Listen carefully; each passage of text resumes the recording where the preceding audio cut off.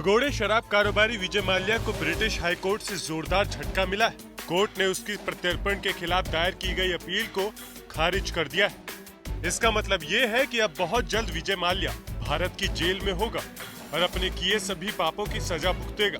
लगातार भारत की आंख में धूल झोंक रहे माल्या के लिए ये निर्णय किसी सदमे से कम नहीं है।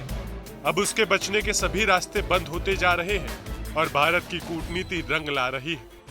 बता दें कि विजय माल्या ने 14 फरवरी को अपने प्रत्यर्पण के खिलाफ अर्जी डाली थी, लेकिन अब ब्रिटिश कोर्ट ने उसे ठुकरा दिया है।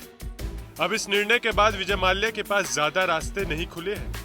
वो 5 दिन के भीतर सुप्रीम कोर्ट में मौखिक सुनवाई के लिए अपील कर सकता है, लेकिन अगर वहां भी माल्या की दाल नहीं गलती तो उसका भारत में प्रत्यर्पण होना लगभग तय है। बता दें कि भारत के 9,000 करोड़ रुपए डकार चुका विजय माल्या आज दर दर की ठोकरें खा रहा है। वो अलग अलग तरीके से भारतीय बैंकों के साथ सेटलमेंट करने की कोशिश कर रहा है।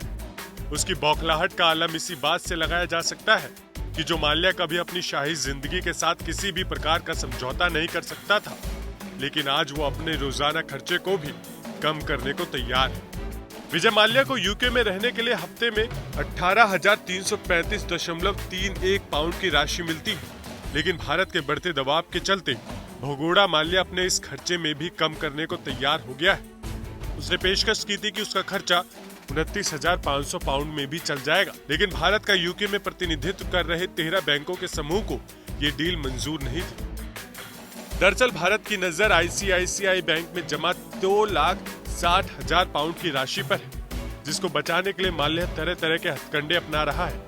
वैसे ब्रिटिश हाई कोर्ट के इस फैसले के बाद विजय माल्या भारत के शिकंजे में फंसता दिख रहा है। अब जब तक उसके वकील कोई नए दस्तावेज या दलील पेश नहीं करते, उसका बचना काफी मुश्किल है। बता दें कि विजय माल्या की दलीलों पर ही ये निर्भर करेगा कि इस केस की पूर्ण सुनवाई होगी या नहीं। यहाँ ये समझना जरूरी है कि अगर पूर्ण सुनवाई होती है तो ये केस और लंबा खिंच सकता है। बताते चले कि चुनाव करीब है और ऐसे मौके पर विजय माल्या का प्रत्यर्पण भारत होता है तो इससे मोदी सरकार को राजनीतिक लाभ तो मिलेगा ही, लेकिन साथ ही में विपक्ष अपने हाथों से एक और मुद्दा खो देगा।